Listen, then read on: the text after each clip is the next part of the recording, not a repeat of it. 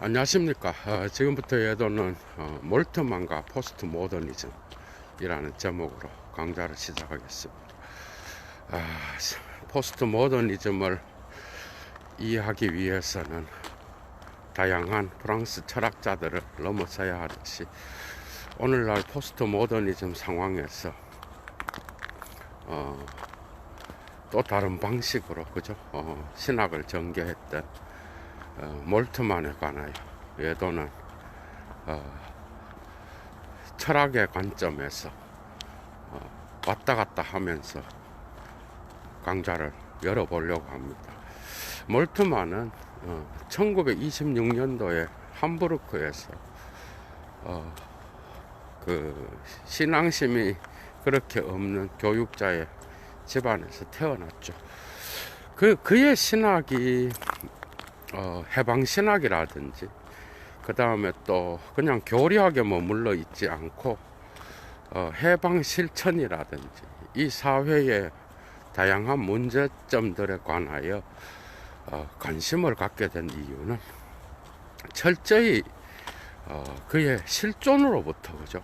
그가 2차 세계대전에 참여하여 그가 다양한 그 전쟁의 경험을 하면서 거기로부터 영국으로 또 옥살이도 하게 되고 거기에서 또 성경을 읽게 되고 그죠, 성서를 읽게 되고 하면서 그의 실존의 관점에서 신을 만난 그런 자로서 자기 자신의 신학은 현실 세계로부터 출발하는 이러한 그래서 그는 해방신학자들과의 대화를 상당히 많이 펼쳤고 또한 종말론 그리고 또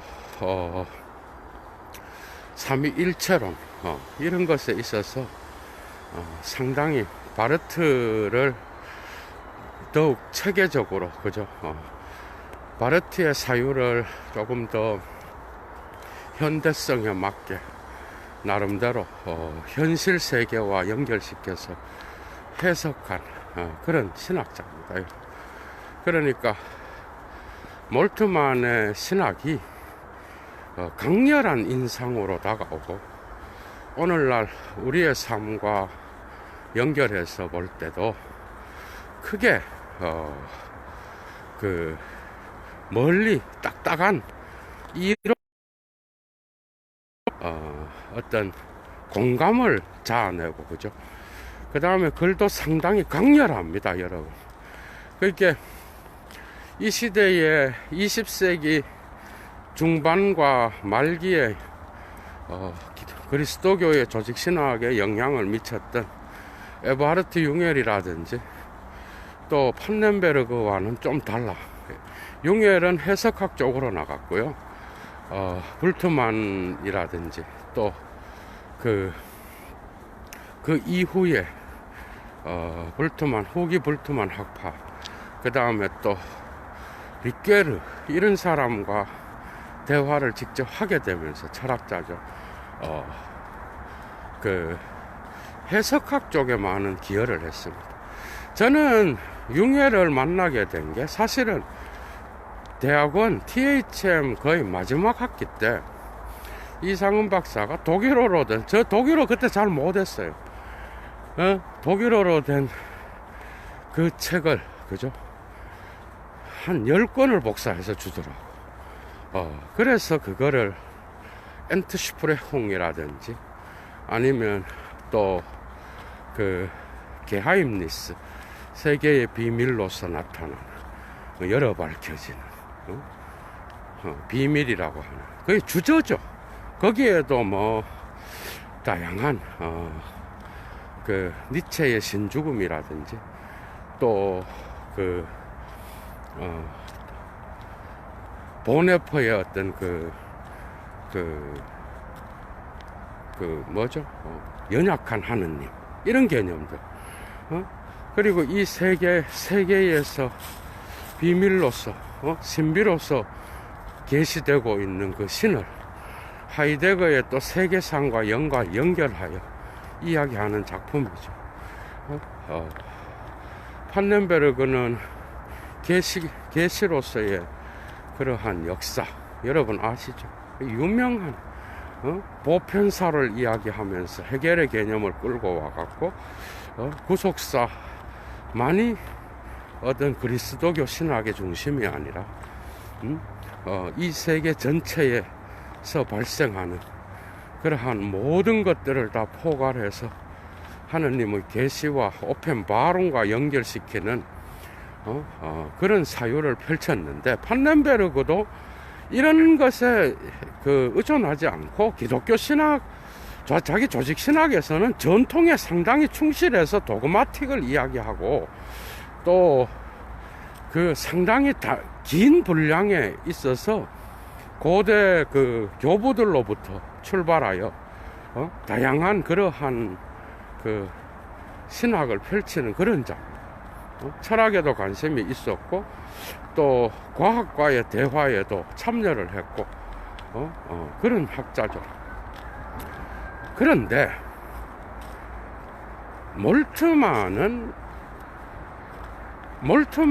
이 판넨버그나 에바르트 융예를 읽어봤을 때 우리가 몰트만과 같이 그렇게 이 사회의 그러한 타자성, 이런 것들, 오늘날 포스트 모던 담론에서 푸코 못지않게 사회에 주변화된 자들에 관한 관심을 이야기하고, 그죠? 사회의 문제점들. 그래서 몰트만은 도스토예프스키라든지 톨스토이라든지 알베르 까미, 그 다음에 니체, 또 마르크스, 프로이트, 이런 자들에 대하여 결코 그냥 방관하는 스타일이 아니고 다 끌어들여서 자기의 신학 안에서 이야기하는 자입니다, 여러분. 그런데 그게 아주 철학에 있어서 전부 다를 끌고 가는 건 아니고, 거기에서 신학에서 문제가 되는 신죽음이라든지 이런 거 있죠. 이런 개념들, 그 다음에 인간의 고통에 대하여 왜 신은 무관심하는가, 이런 거에 대한 강력한 그런 이야기들을 도스토예프스키, 까미, 니체, 이런 자들이 다 이야기하잖아요. 그러니까 이런 철학자들의, 문학가들의 어떤 이러한 논지들을 다 끌고 와서 자기의 철학을 펼치는 그런 사람입니다, 여러분. 그러니까 몰트만을 읽으면 문체가 달라요. 몰트만의 문체는 상당히 문학적이고 아주 강렬한 그러한 감성을 느낄 수 있는, 읽으면서 열정이 있고 운율이 있고, 그죠? 뭔가 시원하게 뚫고 들어가는 이런 게 있어. 그게 사변적이지 않아요, 크게. 사변적이지 않다는 건 다른 게 아니라 판넨버그나 아니면 에바르트 융헬과 같이 그렇게 사변적으로 나가지 않는다는 거야. 이 두 사람의 책을 저는 웬만한 건 다 읽었습니다. 판넨버그도 독일어도 읽고 영어로도 읽고 번역서로도 읽고 인간학 세 권도 군도 출판사에서 나왔죠. 그런 것들, 신학과 철학, 그거는 졸작입니다, 여러분. 그리고 또 다른 과학과 대화한 거 있죠. 생물학자, 물리학자들하고. 그게 2000년도 초반인가에 번역이 돼갖고 그때 또 대화하는 것에 관하여 읽었었고, 그 다음에 융헬은 이상은 박사가 저한테 10권인가 7권 정도 돼요. 하여튼 그거를 저한테 선물을 해줘갖고 제가 2년에 걸쳐서 그거를 다 읽었어요. 그런데 상당히 해석학적이고 교리학을 해석학과 연결시키는데 관심이 있었던 학자죠. 그래서 리케르랑 데이비드 트레이시랑 어떤 깊은 대화를 나누었던 그런 자입니다. 그죠? 독일에서도 세미나를 열고 미국에서도 열고 학술 세미나를 같이 열었던 그런 경향이 있는데, 그러나 이 두 사람 판넨버그나 그 다음에 융해를 아무리 읽어도 가난한 자라든지 예수의 이 땅에서의 어떤 그러한 타자성을 사랑한 이런 것들, 그 다음에 그리스도교의 진리의 복음의 한복판에는 고난과 순환이 있고, 이것은 역사적 예수와 연결되고, 이런 것, 이 세계의 타자성을 몰트만 만큼 이야기하지 않습니다. 아무리 읽어도 그런 감흥이 없어요, 여러분. 오히려 사변적인 그러한 도그마틱을 좋아하는 이런 자들은 판넨버그나 아니면은 융헬이 더 적합하다고 할 수 있어. 그런데 몰트만에 또 뭐 교리학이 약하냐? 뭐 그건 아니고, 어쨌든 카를 바르트에 비하면 전부 다 세 발의 피라고 볼 수 있어요. 바르트의 글쓰기는 정말 장난이 아니죠, 여러분. 그런데 어쨌든 그걸 떠나서 창조적 사유 있죠. 신학에 있어서 어떤 창조적 사유는 몰트만이 가장 뛰어나다고 볼 수 있습니다. 정말 창조적이고 그럴듯하게 현대 지성인들을 설득하고 있습니다, 여러분. 그의 대부분의 작품들은, 저는 오시는 하나님도 그렇고 그 뒤에 나온 작품들보다는 역시 희망의 신학과 1964년도에 나온 호프능 테올로기, 그죠? 희망의 신학 테올로기 데얼 호프능과 그 다음에 데얼 게크로이치히테 고트라고 하는 십자가에 달리신 신 하는 이 작품이 정말 탁월하다고, 저는 뭐 두 번째 게 72년도에 나온 십자가에 달리신 하나님이 저한테는 훨씬 낫습니다. 그래서 그 작품은 기독교 자체 안에서의 그리스도교에 대한 비판이야, 그죠? 비판이야. 그래서 아도르노의 비판 이론을 적용했다는 평가를 받는 작품입니다, 여러분. 그러니까 희망의 신학이 하느님의 약속에 근거하여, 그죠? 하느님의 약속은 말씀이죠. 성서의 말씀, 계시된 하느님의 말씀인 거죠. 이 말씀에 근거하여 그 미래에 오시는 우리가 그리스도의 부활을 통하여, 또한 십자가에 달린 그 순환을 통하여, 부활을 통하여, 또한 종말에 다시 오실 그리스도에 대한 어떤 기대와 이런 것들을 통하여 믿음과 소망과 사랑, 그 중에서 희망에 대한 어떤 그 철학적 실론을 이야기하고, 키에르케고르가 많이 언급되죠. 그 첫 부분에서 그런 작품이에요. 그러니까 그 약속의 근거는 결코 이 그리스도교의 희망은 어떤 그 유토피아적인 어떤 장소 없음과 어떤 환상이 아니라 확실한 이 확실성은 신앙으로 보게 되면 코기토 에르고숨을 넘어서는 겁니다, 여러분. 그러니까 그 확실성은 하느님의 약속의 말씀, 약속. 그래서 약속이라는 단어를 또 라틴어 앞으로 보내다 이런 거 프로미세를 분석하기도 하고, 그러면서 성서의 다양한 이야기들과 또한 교리학을 또한 다루기도 하죠. 그래서 그 작품이 나왔을 때, 그럼에도 불구하고 그 약속이 그렇게 확실하다면 이 세계의 고난의 문제, 이 세계의 타자성의 문제, 또한 철학자와 문학가들이 제기했던 그 시대의 실존주의적 아픔, 이런 것들에 대한 그 하나님은 도대체 어디에 있는가?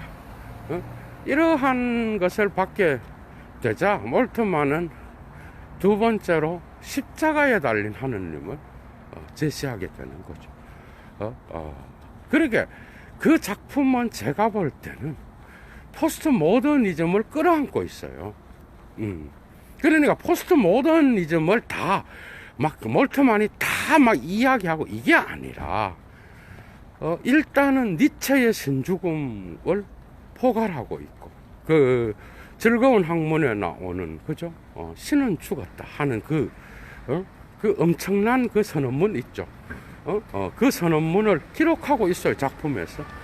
그 다음에 도스토예프스키의 이반이 제기하고 있는 무신론에 대한 어떤 그러한 명제도 이야기하고 있고, 그 다음에 또 프로이트도 이야기하고 있고, 그 다음에 마르크스도 이야기하고 있어, 여러분. 그러니까 그 예수 그리스도의 어떤 그 삶으로 돌아가지 않으면요, 그리스도교 신학은 사변이 돼버려요, 여러분. 그러니까 종교 철학에서 이 신에게 적용해도 되고 저 신에게도 적용해도 되는 그런 종교 철학이 되어버린다니까, 여러분.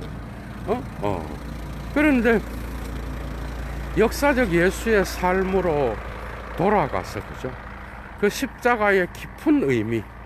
그래서 그 근대 이후부터 고대로부터 시작해서 뭐 괴테라든지 또 근대로 오면서 마르크스라든지 그 다음에 또 다양한 십자가에 대한 이야기들을 분석하기 시작합니다. 그러면서 자기의 작품을 이제 그 뒤에 이제 신학적인 문제로 들어가. 삼위일체 안에서의 아들의 성자의 버림받음의 그 고통, 그리고 성자와 성부와 성령의 삼위일체 한가운데의 십자가의 고난을 이야기하는 이런 신학으로 나가는 거예요. 그러니까 그 몰트만이 제기하고 있는 이런 그 십자가에 달린 하느님의 어떤 그러한 논지들은, 거죠, 철저하게 몰트만이 그 당시에 니체 이후로 제기되었던 그리스도교에 대한 의문점들, 그 다음에 질문점들에 대하여 포괄하고 넘어서는 그런 면이 강합니다, 여러분. 그런데 저는 뭐 몰트만 뭐 이걸 떠나서, 여러분, 일단 한번 봅시다. 니체가 신은 죽었다 그러잖아. 그런데 이 신죽음에 대한 이 허무주의를 그리스도교가 어떻게 이것을 할 것인가? 결국 니체의 선언은 플라톤에 대한 신죽음을 이야기했던 것이고, 그래서 고난받는 그 하느님, 삼위일체 하느님에서 예수도 신이에요, 여러분. 그리스도교에서는.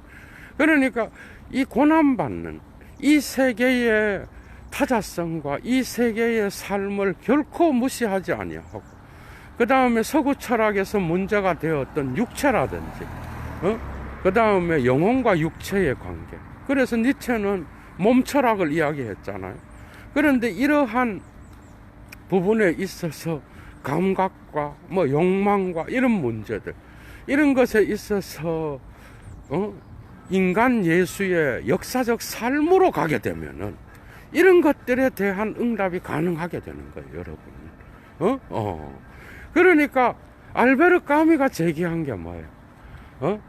이 세계의 이러한 부조리한 실존에 대하여 응답하지 못하는 그런 신을 믿어서 뭐 하느냐는 거잖아, 그죠? 그런 실존주의의 무신론에 대한 어떤 응답을 나름대로 철저하게 사유하면서 하고 있는 게 바로 십자가에 달린 하느님.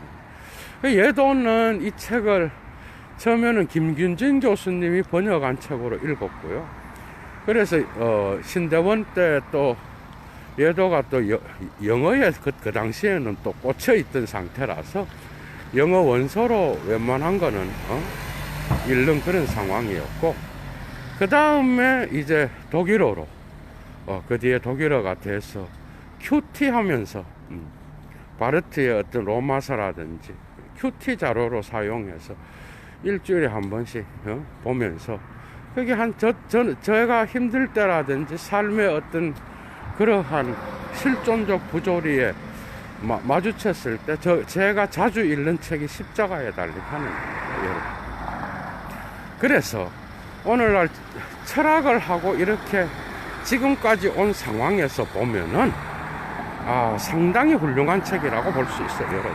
그 책은 그냥 어떤 신학자, 그러니까 일반인들을 설득하고 일반 철학자나 지성인들을 설득할 수 있는 그런 책이에요.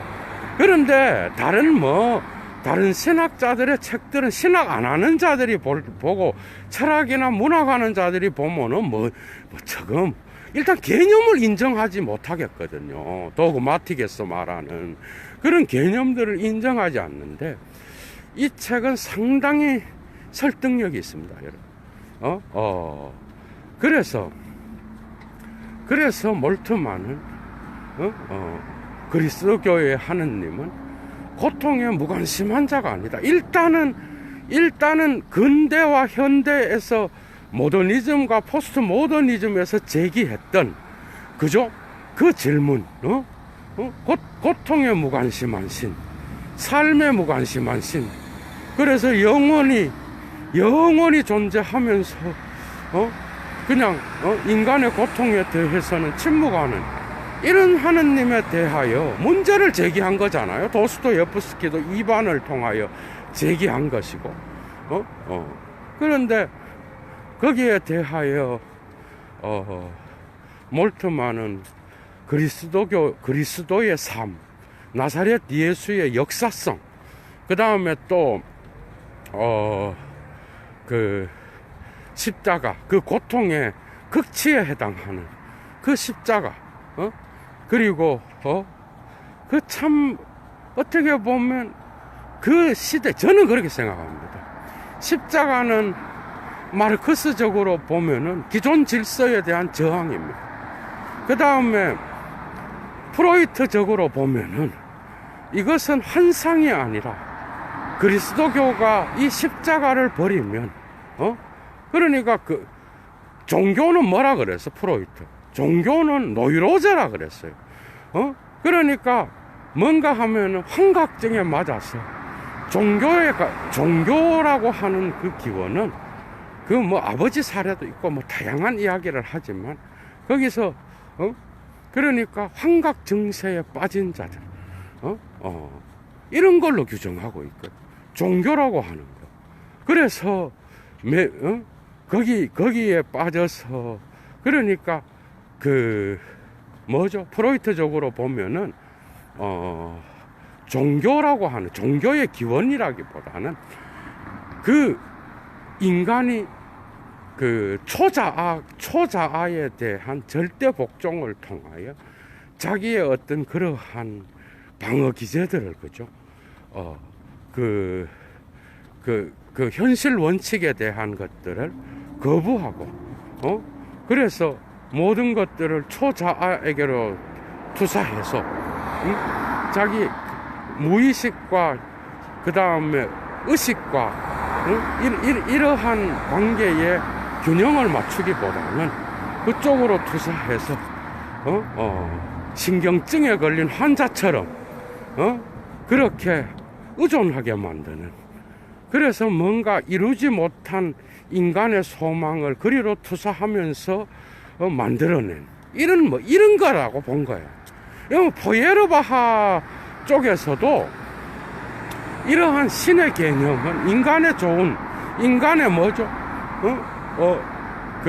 이루지 못한 소망, 인간의 이게 가장 고귀한 개념들, 이런 것들을 신에게로 투사해서 인간 자신 안에서 이루지 못한 그런 것들을 투사한 거다, 이렇게 보는 거잖아. 그러니까 포예르바하의 종교 비판을 바르트가 그렇게 좋아했습니다. 칼 바르트도. 그러니 이런 종교 비판으로부터 예수의 역사성을 갖고 오지 않으면 그리스도교의 어떤 그러한 신개념은요, 종교 비판에서 이미 박살이 났을 거라고. 박살이 났죠, 뭐. 그런 신을 누가 믿어. 그런데 그리스도교회는 묘하게 이 로고스로 성육신된 이 예수라는 이 성자라고 칭해지는 이 삼위일체의 두 번째 위격을 가진 신이 있는 거예요. 그러니까 이거는 아버지의 아들, 신의 아들로서 나타나게 되지만, 나중에 수차례의 어떤 그러한 고대 교부들의 어떤 그러한 회의를 통하여, 그죠? 이것도 또 나중에 정치적으로 이용되기도 하죠. 통하여 결국 삼위일체의 어떤 그러한 이론을 확립하게 됩니다. 그래서 정통 기독교 교리학에 이 예수는 신이에요. 몰트만이 십자가에 달린 그 하느님에 대해서 십자가에 달린 아들이 아니라 십자가에 달린 하느님이라 그러거든요, 여러분. 여기에서 뭔가를 캐치를 해야 된다는 거예요, 그죠? 여기서 뭔가를 캐치를 해야 되는데, 그래서 이 예수의 역사성으로 가게 되면 이런 것들을 넘어서게 돼 있어. 여러분, 마르크스가 제기했던 게 뭐예요? 그러니까 니체, 프로이트, 마르크스, 그 다음에 종교 비판의 대가들 있죠. 그 다음에 또 도스토예프스키, 포예르바하, 이런 자들은요, 예수를 저격한 적이 한 번도, 저격할 수도 없어요. 예수를 저격한 게 아니라 예수를 가지고 어떤 역사적으로 예수의 실천을 가지고 사회의 제도로 형성되었던 교리학이라든지, 그 다음에 교회의 어떤 그런 모습이라든지, 역사의 부작용들, 이런 것들, 그 다음에 근대로 넘어오면서는 과학에 대한 반계몽주의라든지, 뭐 이런 거, 마녀사냥, 또 중세에 일어났던 무수한 부조리한 인간에 대한 어떤 그런 것들을 책임진다고 말을 하면서, 실제로 역사 속에서는 그런 것들에 관하여 제대로 행하지 못한 그리스도교의 어떤 민낯이죠, 어떻게 보면. 이런 것들을 고발하는 쪽으로 나간 거지, 이들의 종교 비판이 역사적 예수를 건든 적은 없다라는 거예요. 건들 수도 없어요. 오히려 니체와 막스는 오히려 이용하고 있다라는 거예요, 여러분. 그 점에서 몰트만의 십자가에 달린 하나님의 기독교의 자기 비판은요, 니체와 프로이트와 마르크스의 이의 제기에 대하여 응답할 뿐만 아니라 침묵시키고 있다라는 거예요. 이 말은 몰트만의 이 신학이 포스트 모더니즘의 모든 것들을 다 포괄하는 게 아니고, 종교 부분에서 문제가 되었던, 그죠? 종교 부분에서 문제가 되었던 근대와 현대의 질문들에 대한 응답으로서 이 작품은 니체와 프로이트와 마르크스의 어떤 그러한 것들을 그러한 것들에 대하여 응답을 하고 있다라는 얘기예요. 철학적으로, 신학적으로 응답을 하고 있어요. 그래 상당히 설득적이라니까, 이 작품, 여러분. 그러니까 그리스도교를 믿지 않는 자들조차도 이 작품에 대해서는 뭐 상당히 동의를 할 거라고, 여러분. 이 작품에 대해서. 그래서 십자가는 뭐예요? 숭배의 대상이 아니다. 십자가는 따름의 대상이다. 야, 이거 혁명적입니다, 여러분. 이런 거야. 다시 말하면 니네들이 교회에 가서 봉사하고, 니네들이 이 세계를 구속사, 그 다음에 또 세속사로 나누고, 이 세계의 신의 어떤 그 지배를 이야기하면서도 니네들이 따름에 대한 십자가의 고난을 따름에 대한 이러한 인식 없이 이런 것 없이 니네들이 그냥 그리스도를 믿고 십자가를 찬양하고 성가대로 십자가의 장미꽃을 장식하고 그 다음에 이런 것들을 나무 십자가가 너무 피에 젖어 있어서 예수의 십자가를 그런 식으로 장식하고 숭배하고 그것을 거기에 엎드려 절을 하면 그러면 니네들에게 구원이 온다. 이런 구원론은 포기해라 이 말이에요, 여러분. 이런 거 먼저 따름이 실천되지 않으면. 그래서 이쪽으로 가면서 이제 해방신학의 주제로 가잖아. 해방신학은 마르크스의 해방 실천 프락시스를 토대로 하여 이 세계에 버림받고 가난한 자들에 대한 관심을 이야기하고 있다라는 거죠, 여러분. 그죠? 이제 이해가 되죠. 그러니까 이 작품은 종교 부분에서 제기했던 서구 철학자들, 니체, 프로이트, 마르크스, 그 다음에 제가 볼 때 레비나스에 대한 응답도 돼요. 레비나스. 저는 레비나스의 타자가 정말 나는 뭐 그런 사변 뭐 얘기하고 뭐 이런 걸 떠나서 저는 역사적 예수의 삶이 레비나스의 철학에 대한 표본으로서 응답될 수 있다고 봐요. 이제 뭐 강의가 좀 열려지니까 1과 2를 나눠야 될지 의문입니다, 지금. 의문이. 그래서 여러분들 한번 봐봐. 그러면 몰트만은 이제는 니체에 대한 응답으로서 이 세계의 고난에 함께하는 신을 이야기하기 시작해. 그리고 고통받는다고 하는 거는 고대의 철학에서 나온 그러한 신개념에 들어가 있지만 이것을 이제는 고통받고 우리의 육체의 어떤 이런 고난에 대하여 강하게 강조하고, 그죠? 이거는 니체의 영향인 거죠. 니체 이후에 어떤 그런 질문들이 그쪽으로 가 있잖아. 그리고 이 땅에서의 고난과 그 다음에 육체의 중요성, 그 다음에 아픔, 감각적인 것, 이런 현실적인 이런 문제들에 대하여 몰트만은 이제 수정하기 시작하는 거예요. 그래서 하느님의 삼위일체 안에는 고통이 있다고 본 거예요, 여러분.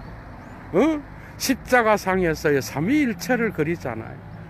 아버지로서 가장 큰 고통은 그가 십자가에서 달린 그 고통, 그 고난, 육체가 찢겨나가는 이런 고난도 있지만 가장 큰 고난, 인간들에게 버림받은 것은 더더욱 큰 고난이 아니었다는, 가장 큰 고난은 아버지의 침묵이었다는 거죠, 여러분.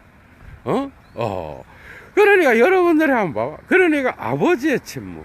그러니까 그 아버지의 침묵과 아들의 고난, 그리고 거기에서 성령의 어떤 그러한 영으로서의 어떤 그러한 아파하는 것, 이런 것들을 갖고 가면서 삼위일체 한가운데에 고난이 있다는 거예요.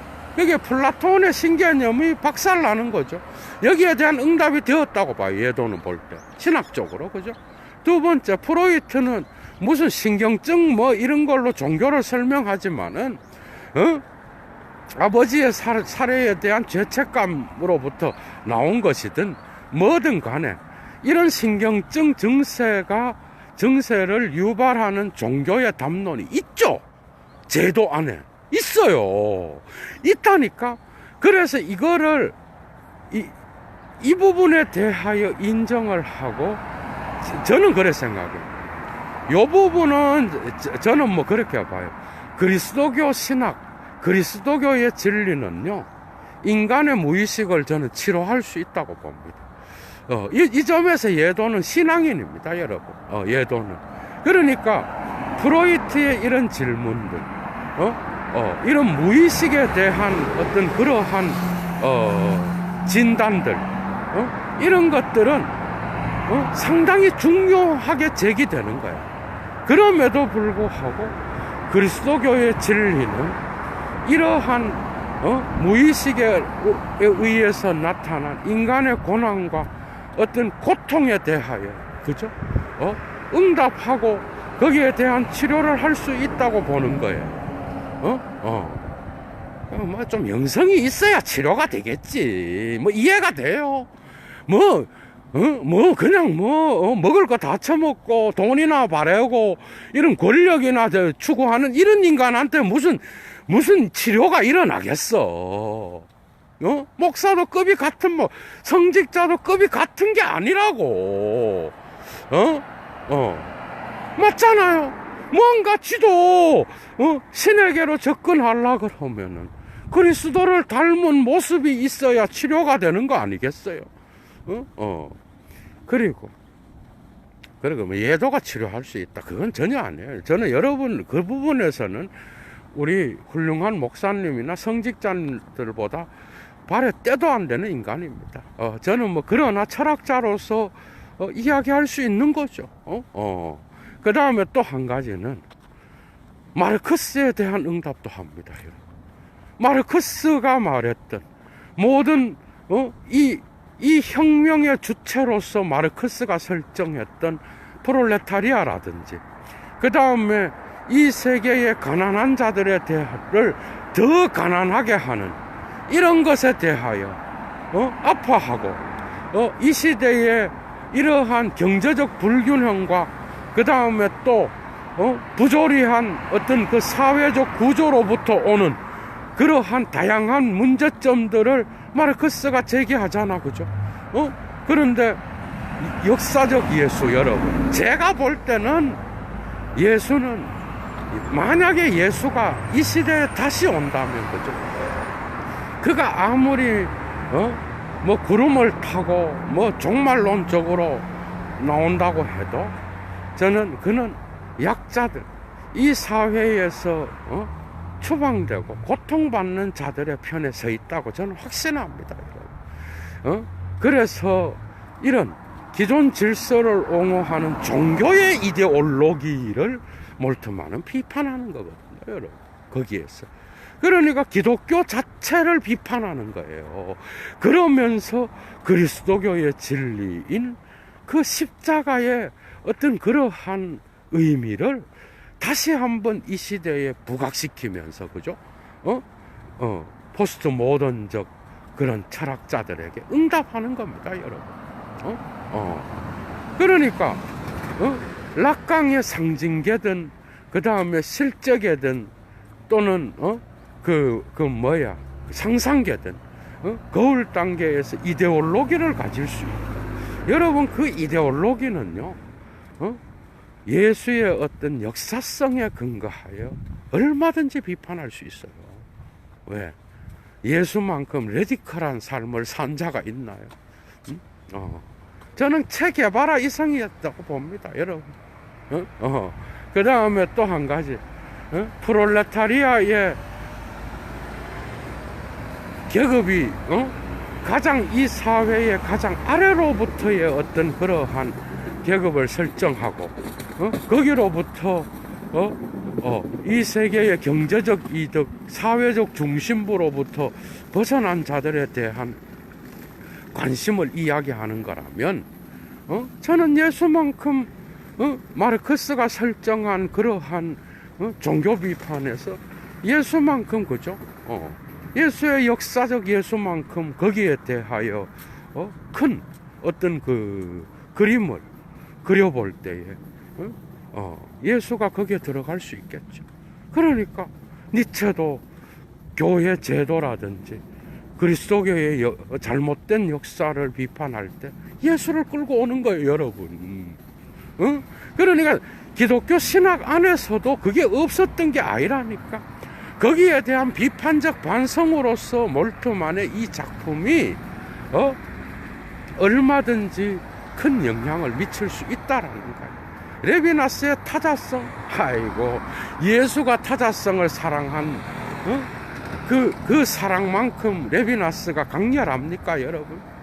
그러니까 문제는 뭔가 하면은 그리스도교의 진리의 문제는 오늘날 교회가 이 역사적 예수의 삶이라든지 역사적 예수의 어떤 그러한 뭐죠? 고난과 고통과 그 다음에 마태, 마가, 누가, 요한에서 제시되고 또한 다양한 그러한 정경이 아닌 복음서들에서도 제시되는 그런 것들을 우리가 살펴볼 때 이분을 제대로 붙잡지 않으면 교회는 바로 우상이 돼버린다는, 그건 뭐 당연한 거죠. 우상으로 가버려요. 그러니까 이것의 큰 차이는 크게 없는 거예요. 이것에 큰 차이가 있는 게 아니라 차이가 별로 없어. 우상과 진짜 그리스도교의 진리, 예수 그리스도의 삶의 진리를 따르는 거랑 우상을 섬기는 거는요, 하늘과 땅 차이가 아니라 진짜 조금만 잘못하면 우상이 돼버린다니까. 여러분, 예도가 지금까지 강좌를 열었던 무수한 작품들에서 그죠? 보듯이 여러분, 문둥이를 문둥이는 문둥이라 나병 환자들 있죠? 그런 환자들은 여러분들 한번 봐봐. 결코 뭐라고 하나 그 시대에, 예수 시대에는, 오늘날도 그래요. 아무도 쳐다보지 않고 아무도 그죠? 돌보지 않는 자들이었어. 오늘날 우리도 동일합니다, 여러분. 그 예수는 그 타자성을 어떻게 처리했습니까? 그 시대에 간음하다 붙잡혀 온 여성에 대하여 예수가 어떤 방식으로 처리를 했냐고. 그 다음에 뭐 이런 이야기는 한도 끝도 없어. 한도 끝도 없어. 그죠? 그래서 그 십자가에 달리신 하느님은 바로 이러한 그리스도교 안에서의 자기 비판을 통하여 비판 이론이죠. 그죠? 비판 이론, 아도르노의 그것을 통하여 그리스도교의 십자가의 진리, 그리고 이 진리가 오늘날 부활과의 관계를 통하여 새롭게 나타나며 그러나 아무리 부활하신 그 영광의 예수를 생각한다고 하더라도 그리스도교의 진리는 영광의 신학이 아니라 십자가의 고난의 신학, 영광의 신학은 언제나 우상으로 가기가 쉽고 십자가의 신학에 근거해서 그리스도교의 진리는 보존될 수 있다라고 하는 이런 거. 마지막입니다. 예도가 볼 때는 여기에 동의를 하면서도 그죠? 이러한 다양한 종교에 대한 문제들을 비판한 이런 문학가와 철학자들, 예도가 강의 첫 번째 이야기했죠? 이런 자들의 어떤 문제점들을 어느 정도 치료하기 위하여서는 어느 정도 이런 것들에 대하여 응답하고, 거기에 그리스도교 안에서도 어떤 새로운 담론과 새로운 진리가 있다, 이런 방식으로 나가면서 어떤 새로운 오늘날에도 교회가 우뚝 서기 위해서는 저는 이 예수의 타자성, 예비나스를 넘어서는 타자성에 대한 관심과 사랑, 그 다음에 니체가 죽음을 선포했던 이 땅에서의 인간의 삶에 대한 관심과 그 다음에 사랑, 그 다음에 이 사회에서 버림받고 법의 사각지대에서 법의 보호를 받지 못하는 자들에 대한 관심, 그 다음에 또 다른 것은 낮은 자의 위치에서 그죠? 사회를 향한 어떤 그러한 문제점들을 치료하는 그런 쪽으로 나간다면 저는 교회는 영원히 사라지지 않을 거라고 확신합니다. 그런 교회는 그 점에서 포스트 모더니즘은 결코 오늘날 들레저라든지 여러분들 미셸 푸코 얘기 안 했는 미셸 푸코의 그 법의 사각지대 거기서 인간의 어떤 그러한 타자성이 어떤 방식으로 배제와 균열을 경험하는지, 그죠? 범죄자들이라든지 또 성소수자들이라든지 또 엄청나게 많은 사회의 타자성들을 미셸 푸코가 분석하고 있잖아, 그죠? 그 점에서도 역사적 예수는 푸코를 얼마든지 넘어설 수 있는 그런 삶을 살았고, 그런 삶 속에서 십자가는 언제나 포스트 모더니즘에서 말하는 그러한 그 빈 공간, 균열, 존재의 균열, 그 다음에 존재의 모순, 존재의 대립, 생성되어감에 있어서 나타나는 그러한 빈자리, 여기 데리다의 용어로 여백이라고 그러죠. 그 여백을 삶의 실천에서 어느 정도 메울 수 있는 그런 진리가 그리스도교에서 특히 역사적 예수의 삶과 그 삶에서 나타나는 그러한 영성, 이런 것에서 저는 오늘날도 역시 그 진리 담론이 유효하다라고 저는 확신합니다. 그런데 이제 문제는 이런 것들을 하기가 쉽지 않다는 거겠죠. 포스트 모더니즘은 그리스도교의 진리와 대립되는 게 아니에요. 그리스도교라고 하는 제도와 대립되는 거겠죠, 여러분. 예도 강좌 마치겠습니다. 좋은 하루 되십시오. 주스.